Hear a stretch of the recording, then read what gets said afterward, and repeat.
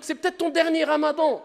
Et ce que tu vas gagner pendant le mois de Ramadan, wa Rabbil Kaaba, de manière générale, tu ne pourras pas le gagner en dehors du Ramadan. C'est le meilleur mois de l'année. C'est le mois où il y a le plus de cadeaux. C'est le mois où il y a Laylatul Qadr. C'est le mois où Allah ouvre toutes les portes du paradis, comme s'il te disait, ça y est, le paradis, toutes les portes sont ouvertes, il n'y en a aucune qui est fermée. Vas-y, entre par la porte que tu veux. C'est facile. Ya Abdi, oh mon serviteur, fais des efforts, rapproche-toi de moi, le paradis, il est à portée de main. C'est le mois où Shayatin, les diables les plus néfastes sont enchaînés. Comme si Dieu te disait, je sais que tu es faible. Je sais que tu es attiré par le mal. Je sais que le diable a une influence sur toi. Eh bien, je vais enchaîner les diables les plus néfastes pour te faciliter l'entrée au paradis. Te faciliter le fait de te rapprocher de moi. Les actes d'adoration. Pour éduquer ton âme plus facilement afin que tu persistes dans les actes d'adoration. C'est peut-être ton dernier Ramadan. Dis-toi ça dans la tête. Et tu vas quitter ce monde, peut-être, avec le dernier Ramadan accompli de la meilleure des manières. Quel bagage, quel investissement. Ça, c'est le vrai investissement. Amma pour dunya, pour la vie d'ici-bas, investis ce que tu veux, ce n'est pas illicite. Mais ce n'est pas le réel investissement. Tout simplement parce que cela va rester et ne perdurera pas, mais en tout cas, quand tu quitteras ce monde, va rester derrière toi. Comme on dit, même si tu investis dans une maison, dans une voiture, ne serait-ce que la clé, ta maison, elle ne te suivra pas dans ta tombe.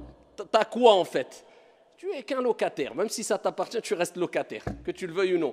Petite période, mudda qasira, toute petite période, tu ne sais pas combien de temps. Donc investis dans ton Ramadan. Allah t'a donné la santé, Allah t'a donné la foi, Allah Jalla wa Ala t'a donné l'intelligence, Allah subhanahu wa ta'ala t'a choisi. Eh bien profite, sois reconnaissant vis-à-vis d'Allah. Et ainsi tu réussiras ton mois de Ramadan. Deuxième piste pour réussir son mois de Ramadan. Ash-shukru lillah. Prendre des leçons du mois de Ramadan. C'est le but du Ramadan. C'est-à-dire, le Ramadan, c'est une école. Pour réussir son Ramadan, ou du moins, pour savoir si tu as réussi Ramadan, regarde l'impact qu'a eu le Ramadan sur toi après Ramadan. Et celui qui jeûne le mois du Ramadan, poussé par sa foi, en espérant la récompense divine, tous ses péchés seront pardonnés. Man qama Ramadan kadhalik. Le prophète, il dit aussi, celui qui fait la prière la nuit pendant Ramadan. Alors ça, retiens cela. C'est-à-dire, celui qui, tout le mois du Ramadan, il a fait Qiyamul Layl, la prière de la nuit. Tout le mois de Ramadan.